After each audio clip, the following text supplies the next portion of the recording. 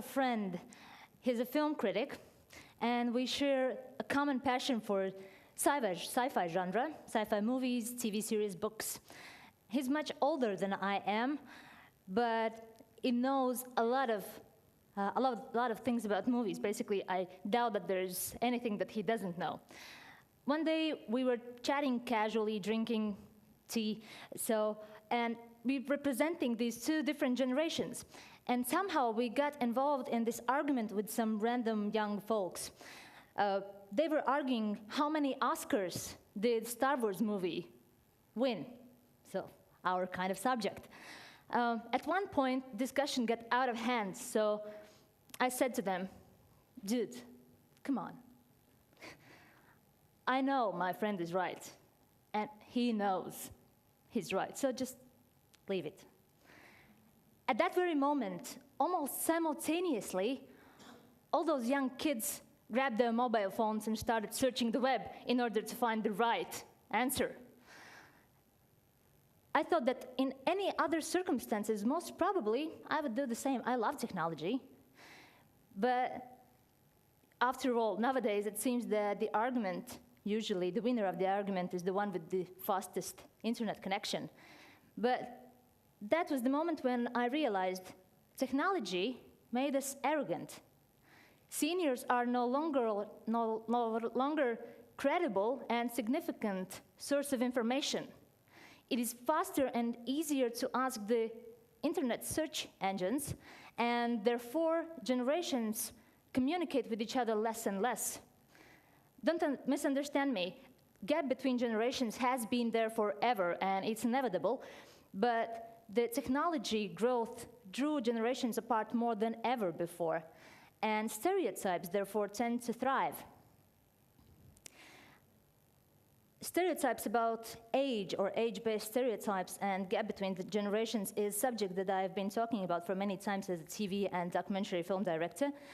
I'm working for a TV magazine called Viss notiek, or in English, Everything is Moving On, and there I have this opportunity every other week to reflect exceptional people stories. And I've been lucky to see those exceptions that proves age is a stereotype and generations can communicate with each other and benefit from each other. And sometimes what it takes is just a simple handshake, or in other words, willingness to communicate. Stereotyping in my line of work is a slippery slope. Assuming anything about a person before the interview is a failure.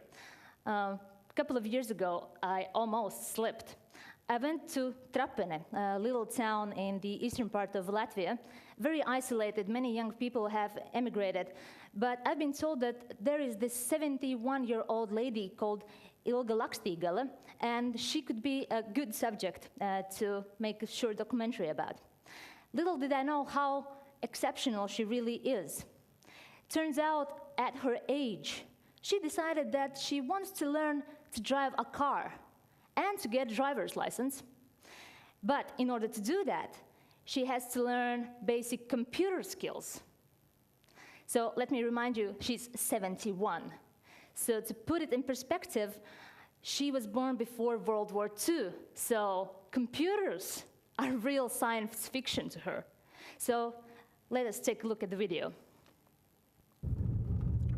Es jaunākam dēlam, Sarmim, sacīju, nopērc man, vai tev var dabūt veco žiguli kādu, nopērc man mašinu pa 100 latiem, lai varu kartupeļus un saknes no tīruma atvest mājās.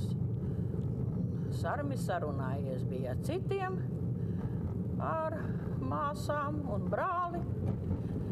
Kā tā mammai pa 100 latu pirksim? Kā tad mammai pirksim? Pirksim smukāk. Un tā es tiku pie mašinas, tiesības nav. Un tad biju spiesta iet tālāk un tālāk atkal visu darīt. This is the local library. Es jau nezināju, kad bibliotekā ir dators. Un dators ir par velti.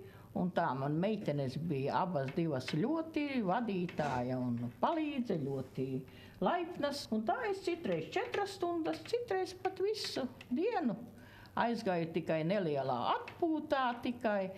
Un atkal nācu, un tā es 3 nedēļu laikā es to panācu. pagriezienu parādīju, tā kā braucu pa savu labo pusīti un braucām uz turieni. Pārslēgšu 3. ātrumā. Nu, lūk, te ir, tam ir jāpagaida. Ne, viņš tomēr griežas.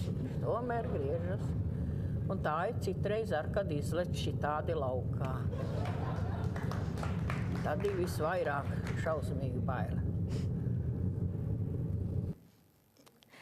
Ilgi lakstīgā, ladies and gentlemen. Now she's Skyping with her kids, emailing, and of course driving in a car. But afterwards, she told me that while she was learning all these new things, some local people frowned upon her decision. So I remember thinking at that moment, obviously, for all our life, we're not age appropriate to do anything we really want. Haven't you think about it? No? Basically, all our life, we are, by society measures and society stereotypes, we are too young or too old to do the things we really, really would like to do. It's crazy. But let me tell you another story that went unexpectedly. I went to Saukrasti, sunny seaside city, and there I had to do a piece about internet generation, and I was ready to see a bunch of kids playing video games, skipping school, and of course, no problems. There was really easy to prove this stereotype right. But my attention was drawn to a fragile 12-year-old girl named Ilze. When I was talking to her, I felt like I swear to God, I felt like I'm in another era. More than anything in this world, Ilze loves books. And unlike her other schoolmates, she spends very little time in front of a computer. Therefore, a simple school homework to find and write down some jokes turned almost into nightmare for her, and she got seriously confused. So let's take a look video of that. Mums tātad literatūrā uzdeva atrast anekdotus un viņus uzrakstīt. Es domāju, ka es meklēšu internetā tieši, un vai nu izdrukāšu, vai arī pati uzrakstīšu, to es redzēšu, kā es darīšu. Es meklēšu tādu, kas ir par dzīvniekiem. Man patīk tur vienmēr daudzos anekdotās ir zaķītis un lācis, un tieši tie man patīk. Arī tādu es meklēšu, kas ir interesanti un par dzīvniekiem.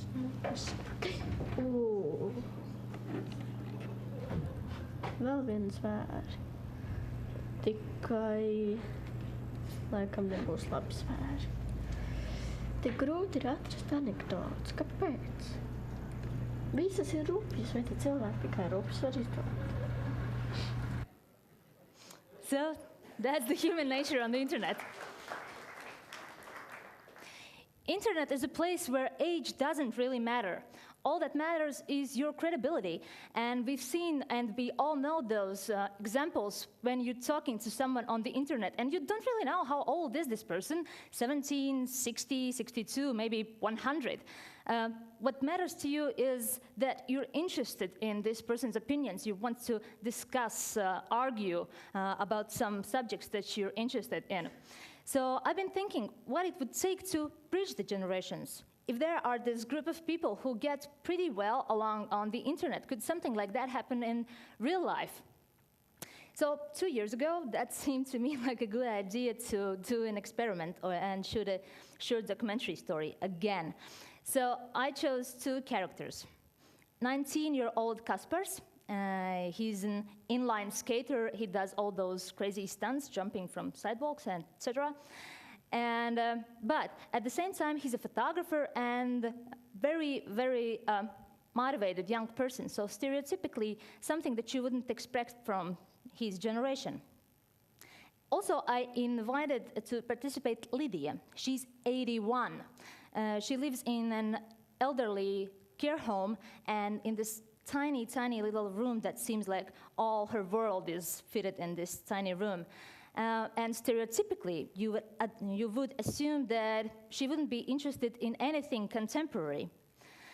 The main challenge was the conversation between these two characters, since the situation was created artificially, of course. Worst case scenario, they wouldn't have anything in common, anything to talk about, and it almost happened, but then suddenly, Lydia got interested in Kasper's hobby, this inline skating. Kasper did not expect that at all. He was extremely surprised, and by the end of the conversation, he decided, well, okay, pretty lovely lady. So he decided to teach her his and his friends' sort of a secret handshake. Let's take a look at that. Lidošana, skrituļslidošana, tas jau ir tā kā dzīvesveids, un ar to saistās gan visi notikumi, pasākumi, slidošana, satiks savus draugus, un viņam nesaka vienkārši čau, hei, ir citu veidu rokspiediens, ar ko mēs atšķiramies no citiem. Mēs varam pamēģināt izstiept roku. Vienkārši tā, nevis tā atbrīvojam, bet tā vienkārši noliekam, tā taisnu roku un uzcitam, bet to plaukst tā mierīgāk, jo, ja cilvēks, piemēram, sasveicinās tā baigi, tā stīvi, nu tas jau arī liecina pēc savu. Ja tu vienkārši sasveicinies tāda pļērīga vai tāda cieta roka, vai tu saspied, tas jau... Bet vienkārši vai tā... Šitā? Jā, šitā, un pēc tam saliek kulakā un uzsit šitā. Un pamēģinam vēlreiz. Tā, šitā un šitā. Tas ir interesanti. Nu tā, kulaks ir ļoti labs, un pēc plauksta tā, un tā. Galvenais arī saskatīties, un tad vispār ideāli. Acīs jāskatās. Nu jā, nu pilnīgi, jo tas tā kā iegājies, un tā, čau, un kā iet. Es savām dziedātājām, kam no rītiem nākam, tā mēs esam iesākuši to hei, hei. Mēs nesakām čau, bet hei, hei, un mēs dziedājam to dziesmu. Mēs arī cenšamies atšķirties. Hei, hei, tas nebūtu tas čau, čau, tas tā jau apnicis. Es savām meitenēm iemācīšu lejā dziedātājiem, kas nāk iekšā. Tas nebūs nekāds. I haven't been there after we shoot it, but probably I should visit them and check if they're still doing this. I'm not a very emotional person, but this episode was very touching and symbolic at the same time. Since for all our life, we are living our life and not caring much about other people, but sometimes what it takes, it's really just the interest on both parts to communicate, and it's really not a science fiction story. But the problem is that modern people are afraid to think about aging. We're obsessed with youth. So, in other words, we have made people over 60 into social pariah. But at the same time, we're not planning to live by these rules ourselves when our time comes. So we dream of this almost utopia-like aging when all our dreams are coming true, you know? Probably when I'm going to be really, really old, then I'm going to be the person that I always wanted to be. And people will recognize this. No way. Of course, no one wants to be old and isolated. Gap between generations is an inevitable rule, but there's exception to every rule.